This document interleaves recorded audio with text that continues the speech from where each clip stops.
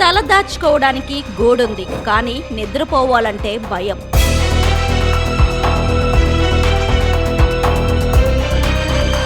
కన్నీటి కష్టాల రాజీవ్ గృహకల్ప, గుక్కెడు నీటి కోసం యుద్ధం.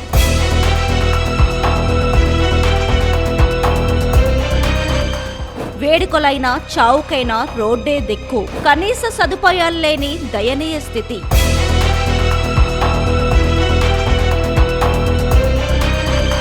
ఎన్నికలప్పుడు గడప తొక్కిన నాయకులు గెలిచిన తరువాత కన్నెత్తి కూడా చూడని వైనం.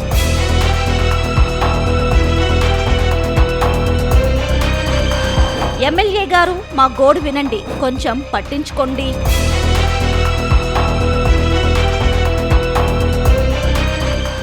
Visakhapatnam city of destiny. ఎత్తైన భవనాలు, ఆహ్లాదకరమైన సముద్ర తీరం, అభివృద్ధిలో దూసుకుపోతున్న స్మార్ట్ సిటీ, ఇవి మాత్రమే చూస్తే విశాఖ ఒక అద్భుతం. కానీ ఆ మెరిసే నాణానికి మరోవైపు ఓ చీకటి కోణం ఉంది. బయట ప్రపంచానికి కనిపించని, పాలకులు చూడని ఒక దారుణమైన వాస్తవం ఉంది. తలదాచుకునేందుకు ఓ గూడు దొరికిందని మురిసిపోయిన వారి బతుకులు ఇప్పుడు గాల్లో దీపంలా మారాయి. ఏ క్షణాన ఏ గోడ కూలుతుందో, ఏ పైకప్పు మీద పడుతుందోనని ప్రాణాలు అరచేతిలో పెట్టుకొని బతుకుతున్న దయనీయ స్థితి వారిది. విశాఖ ఉత్తర నియోజకవర్గం 45వ వార్డు పరిధిలోని రాజీవ్ గృహకల్ప వాసుల గుండెకోతపై BBC on TV ground report.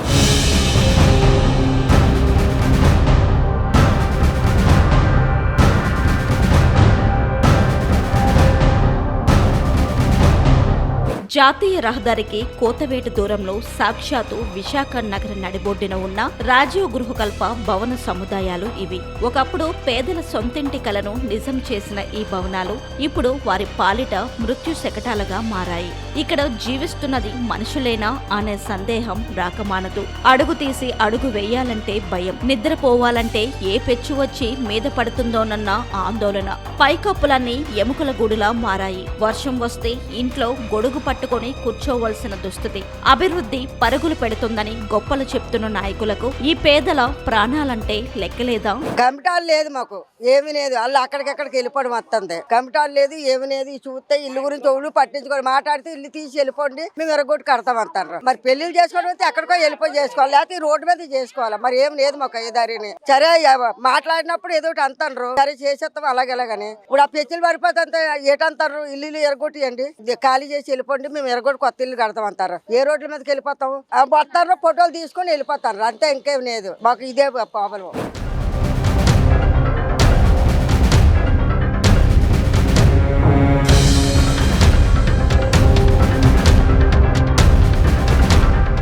ఒకవైపు ప్రాణభయమైతే మరోవైపు గుక్కడి నీటి కోసం అనునిత్యం వీరు చేస్తున్న పోరాటం వర్ణనాతీతం.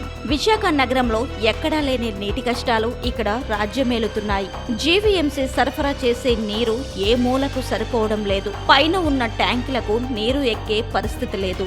దీంతో కింద వచ్చే కుళాయిల వద్ద డ్రమ్ములు పెట్టుకొని నీటిని నిల్వ చేసుకుంటున్నారు. అక్కడ నుంచి మోటార్ల సాయంతో 100 అడుగుల పొడవైన పైపుల ద్వారా పై అంతస్తులకు నీటిని లాక్కుంటున్నారు. ఈ భవనాల చుట్టూ సాలేడు గూడులా అల్లుకున్న ఈ పైపులను చూస్తేనే అర్థమవుతుంది ఇక్కడ నీటి సమస్య ఎంత దారుణంగా ఉందో. నిత్యావసరాల సంగతి దేవుడెరుగు, కనీసం తాగేందుకు స్నానానికి కూడా నీళ్లు దొరకని దీనస్థితిలో వీరు బతుకీడుస్తున్నారు. ఇక్కడ మాకు వాటర్ చాలా ప్రాబ్లం అవుతుంది. వాటర్ ఎక్కువగా ఇవ్వట్లేదు, ఒక చిన్న రమ్మగా వస్తుంది. ఇక్కడ బోరింగ్లు కూడా సరిగ్గా రావడం లేదండి. మెయిన్ ప్రాబ్లం ఏంటంటే వాటర్ ఇక్కడ 4 ఫ్లోర్లు ఉన్నాయి కదా, ఇక్కడ కింద వాటర్ పట్టుకొని మేము పైకి తీసుకెళ్ళాలి, మంచినీళ్ళు కూడా పైకి తీసుకెళ్ళాలి. మాకు నీళ్ళ విషయం అయితే చాలా ఇయర్స్ నుంచి ప్రాబ్లం ఉంది, ఎవరు పట్టించుకోవట్లేదు. గవర్నమెంట్ కూడా 2-3 సార్లు తవ్వేసి ఇంటింటికి పైపులు వేశారు, కానీ ఆ వాటర్ కూడా మాకు రావడం లేదు. అలాగే ఇల్లులు కూడా పడిపోతున్నాయి, ముక్కలు ఊడిపోయి ఫ్రంట్ సైడ్ ఎప్పటి నుంచో పడిపోతున్నాయి. మాకు చిన్న వర్షాలు కొంచెం ఉరువులై ఉరిస్తే భయం, బయటన గట్టు ఉంటే మా మీద పడిపోతాయండి. బ్యాక్ సైడ్ కూడా బాగాలేదు. కొంచెం గవర్నమెంట్ దృష్టి తీసుకెళ్లి ఈ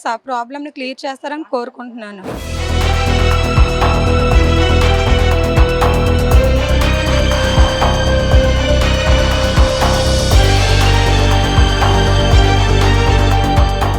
ఇక్కడ కమ్యూనిటీ హాల్ అనే మాటే లేదు. వందలాది కుటుంబాలు నివసించే ఈ ప్రాంతంలో ఏ చిన్న శుభకార్యం చేసుకోవాలన్నా, నలుగురు బంధువులు వస్తే కూర్చోబెట్టుకోవాలన్నా వీరికి రోడ్డే దిక్కు. రోడ్ల మీదే టెంట్లు, రోడ్డు మీదే వంటలు, ట్రాఫిక్ కష్టాలు, ప్రమాదాల భయం, ఒక కమ్యూనిటీ హాల్ నిర్మించి ఇవ్వడానికి పాలకులకు చేతులు రావడం లేదా అనేది స్థానికుల సూటి ప్రశ్న. ఎన్నికలొస్తే చాలు మా గడప తొక్కుతారు, ఓట్లు గుద్దుకోగానే మా వైపు కన్నెత్తి కూడా చూడరు అని ఇక్కడ జనం మండిపడుతున్నారు. స్థానిక ఎమ్మెల్యే విష్ణుకుమార్ రాజు గారికి తమ సమస్యలపై ఎన్నోసార్లు విన్నవించుకున్నామని, కానీ ఆయన నుంచి చేస్తాం చూస్తాం అనే మాటలు తప్ప చేతలు లేవని ప్రజలు ఆవేదన వ్యక్తం చేస్తున్నారు. మాకు కమిటీ హాలు లేదు, ఇక్కడ ట్యూషన్ చెప్తారు, రోడ్డు మీద చెప్తారు, ఫ్రీగానే చెప్తారు, రోడ్డు మీద చెప్పవలసి వస్తుంది. కమిటీ హాల్ ఉంటే అందులోనే అన్ని చెప్పుకుంటారు, బాగుంటది. ఎమ్మెల్యే గారికి అందరికీ చెప్పామండి, మా వైపు ఎవరు స్పందించలేదు.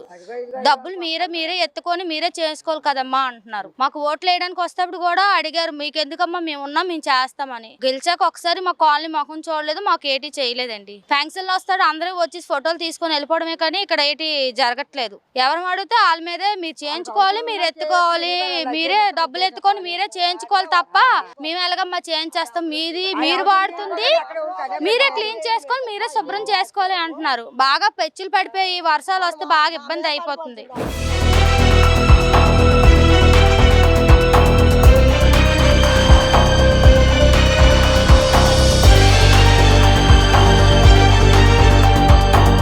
కాలక్షేపం హామీలతో తమ జీవితాలతో ఇంకెంతకాలం చెలగాటమాడుతారని వారు ప్రశ్నిస్తున్నారు. ఓట్లు అడిగేటప్పుడు చూపించే ప్రేమ గెలిచాక ఏమైపోతుందన్నది ఇక్కడ వారి ఆవేదన. కొంచెమైనా దయ చూపించి తమ బతుకులను బాగు చేయాలని రాజీవ్ గృహకల్ప వాసులు వేడుకుంటున్నారు.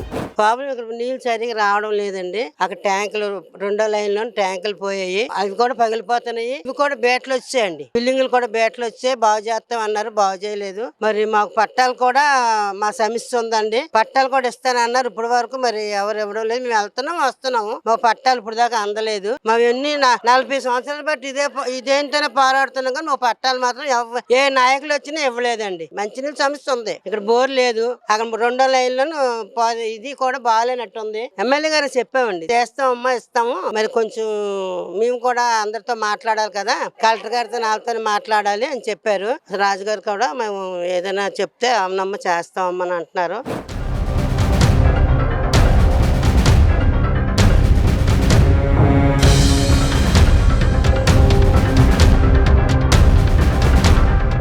చూశారు కదా, ఇది సిటీ ఆఫ్ డెస్టినీలో పాలకులు దాచిపెట్టిన మరో వాస్తవం. పైకి కనిపించే స్మార్ట్ సిటీలో లోపల ఇన్ని దయనీయమైన బతుకులు ఉన్నాయి. కూలడానికి సిద్ధంగా ఉన్న భవనాలు, మోటార్లతో లాక్కుంటే గాని రాని నీళ్లు, రోడ్ల మీదే శుభకార్యాలు. ఇది ఉత్తర నియోజకవర్గం 45వ వార్డు రాజీవ్ గృహకల్ప వాసుల దినచర్య. ఇప్పటికైనా నిద్రమత్తులో ఉన్న అధికారులు, ఎమ్మెల్యే విష్ణుకుమార్ రాజు గారు స్పందిస్తారా, లేక ఏదైనా ఘోరం జరిగి ప్రాణాలు గాల్లో కలిసాక పరామర్శలకు వస్తారా అన్నది వేచి చూడాలి.